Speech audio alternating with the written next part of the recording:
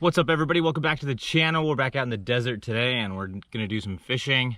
The bite has been tough for me out here. I'm actually really surprised at how tough the bite's been for me.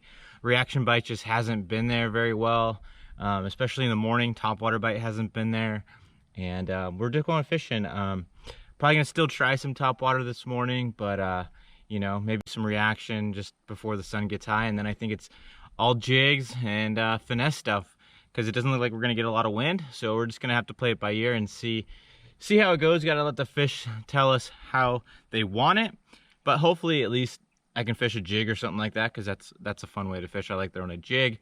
I got the 6 cents finesse ball head that I think will work pretty well out here, so we'll have to tie that on and see at some point. And I think I'm going to show you guys how to modify it a little bit to suit some of those smallmouth fishing situations, and even when it's even tough, you can kind of make it a little bit more compact. How to use a stroker craw as a trailer to get it even more compact. So I'll show you guys that later in the video, but let's go try and catch some fish. Before we get into the fishing, if you're new to the channel, please subscribe. I'd really appreciate it. And drop any comments down below. And as always, all the tackle and everything is linked down below, along with some awesome discount codes. So drop some comments, like the video, and subscribe, and let's get into it.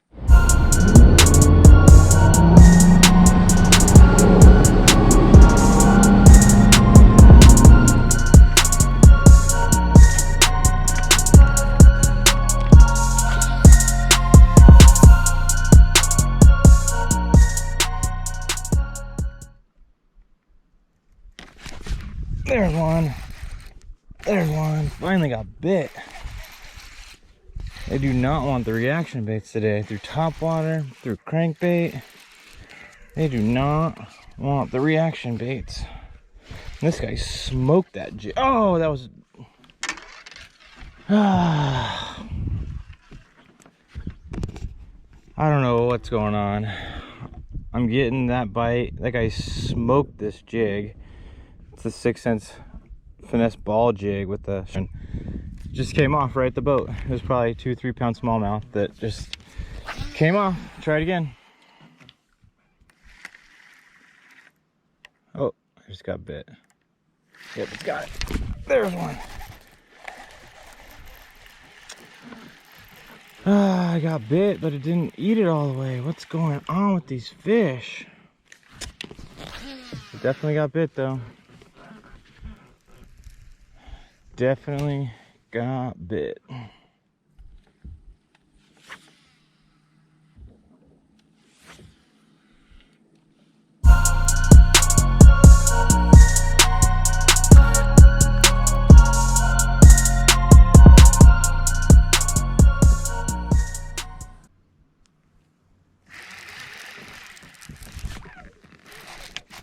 There's one. There's one. That's a good one. Stay on, fish. Stay on there. Stay on, stay on, stay on, little smallmouth. There we go. Now we're talking. Now we're talking. Now we are talking. Look at that jig right in its mouth. Look at that. Bam. That's a chunky smallmouth. That's what we came to Mohave for, is these little 3 pound smallmouth. There we go. Let's get some more of those.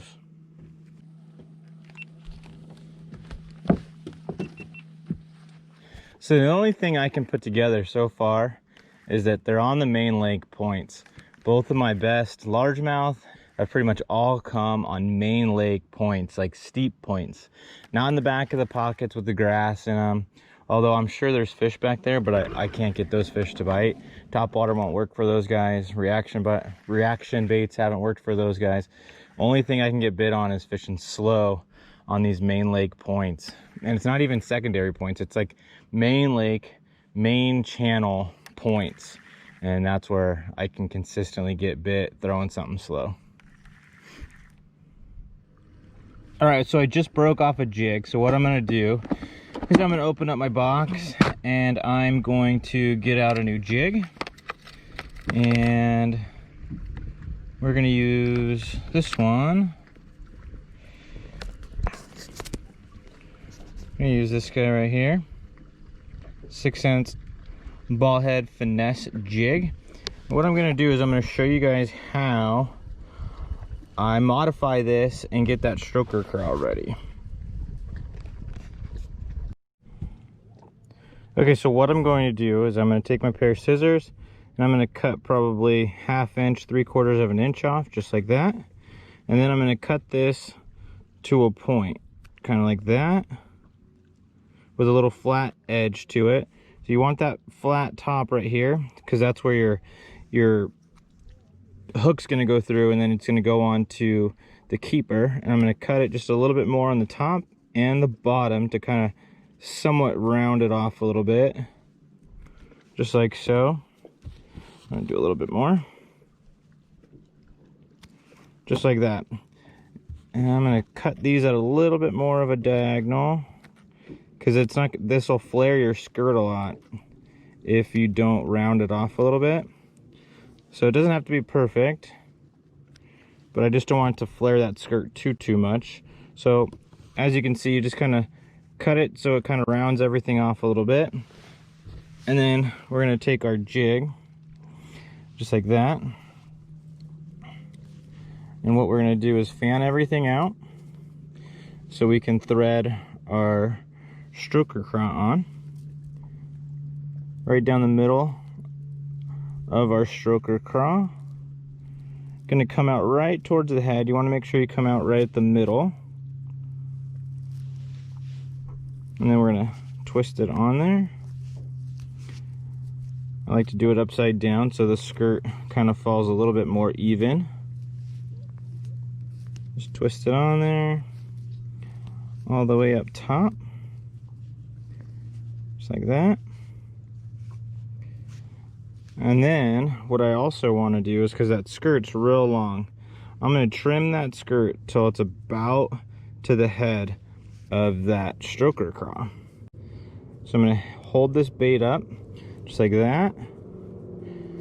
You can trim this skirt basically at the hook itself before you do it, but I wanted to kind of give you guys an idea at the location that I'm going for when I'm trimming this skirt and how long I want it to be, because that's going to help. That's going to give your trailer, your stroker craw, the most action, because the jig skirt's not going to get in its way, and it's going to give it a much more compact profile.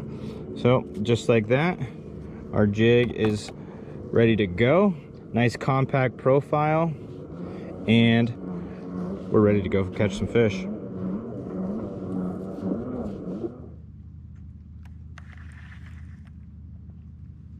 There's one. There's one. Stay on there. Another good one. Stay on. Stay on. Stay on. Stay down. Oh! Get in the boat. There we go.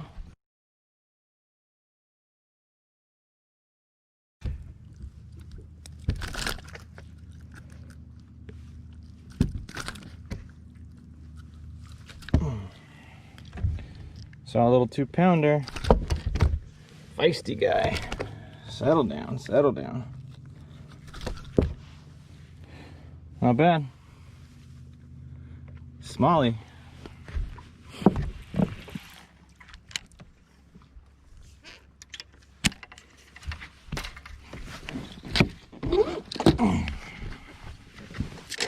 Time for a boat ride. See you at the next spot.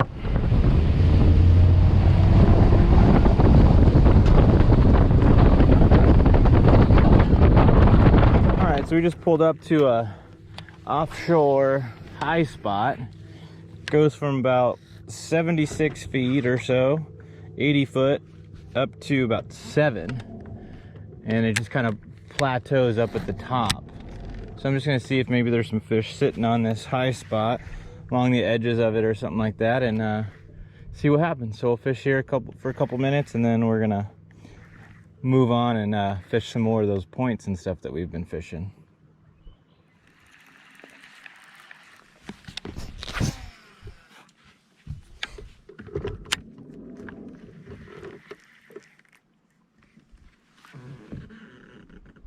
There's one.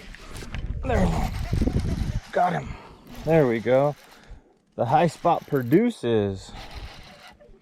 Oh, that's a good one. That's a good one. Oh, there's a better one with it.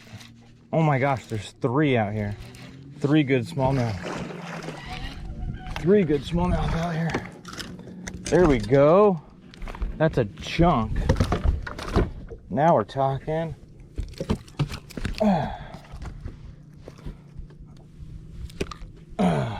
There are 3 of them just like this out there. Wow, that's awesome. Chunk smallmouth. Gotta love that on that jig. Look at that hook set right there, perfect. There we go. Heck yeah.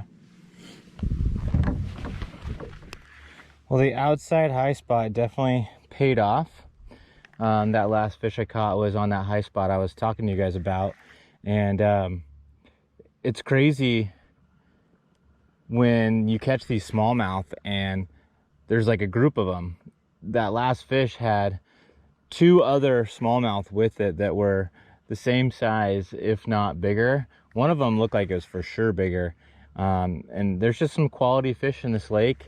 They're not easy to catch. I mean, I can get into like 20 something foot of water and you can see the bottom like it's 1 foot of water. It's crazy. These fish aren't easy to catch. I'm putting the work in and just trying to do some different things, and the jig is paying off. You just got to fish it real methodically. Guys, I just want you to understand, it is a grind out here. I'm working really hard for these bites. These bites aren't coming easy. I'm just cruising along, going slow, and I'm getting a bite here, getting a bite there, and I'm fishing a completely different part of the lake today, and I definitely feel like there's better quality up here than what I was catching on the other end of the lake. And you know, but it's not easy. You watch all these YouTube videos and it's just, you know, fish catch after fish catch after fish catch. But I just want you to know, I'm out here and I've probably gotten, you know, a handful of bites. Obviously only landed 3 fish today, but it's not easy out here. It's a grind, and I'm working really, really hard to get each and every bite that I am getting. So just know that every time you watch these YouTube videos, these guys aren't always smashing them. There's days where the guys do smash them, and then there's days where it's a grind. And today's one of those days where it's a grind. I'm working really hard, having to fish slow, having to fish that jig, you know, real methodically, really having to pay attention. They're not ripping the rod out of my hand or anything like that. So I'm putting the work in, and, you know, it's taken that much effort to get these bites.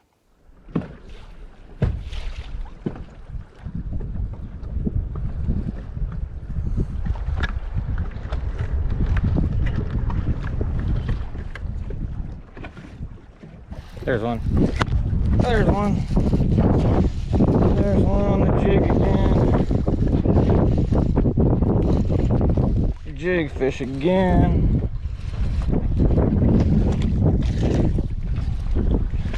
Little one. Little one. Little guy.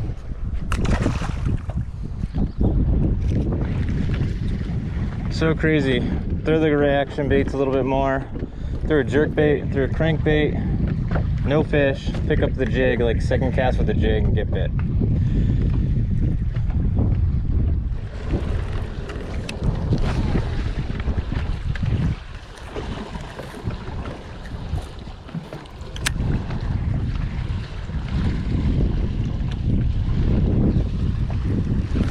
There's one.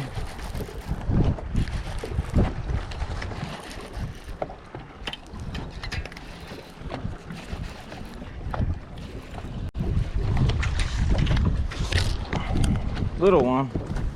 Little guy.